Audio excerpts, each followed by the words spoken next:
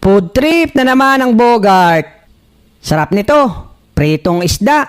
Fresh na fresh pa. Pwede na to. Mainit na ang mantika. Nako, istorbo naman to. Hello? Bogart, tara, mamimiwas tayo doon. Sa ilog, sa pinaparadahan ng bangka. Kala ko kung sino na eh. Siya, sige. May lulutuin lang ako.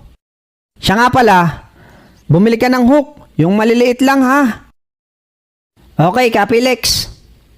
Sigla naman tumawag eh. Oh, nasa na yung isda?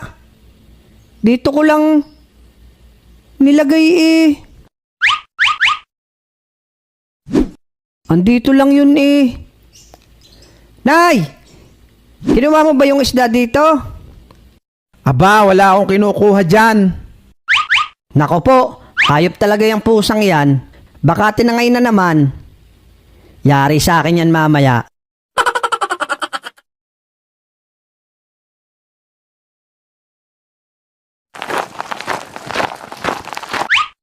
Buti naman at bukas na.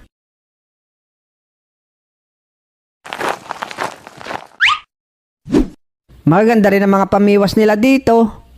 Ito, life vest. Kailangan ko rin to. Kompleto pala sila dito. Manong, saan ang mga hook nyo nakalagay? Doon sa dulo, sa ilalim ng puting ilaw. Sa dilaw na buwan? A few inches later. Okay din tong cooler oh. Pang summer. Manong, bakit ganyan kayo makatingin? Hindi ho ako magnanakaw.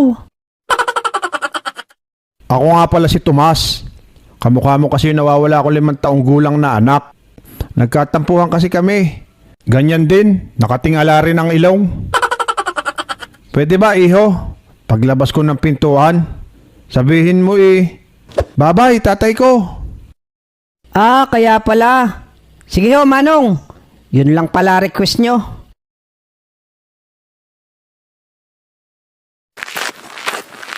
Bye-bye, tatay ko. Magkano lahat? 900 lahat. 10 hook. 900 na. Ang mahal.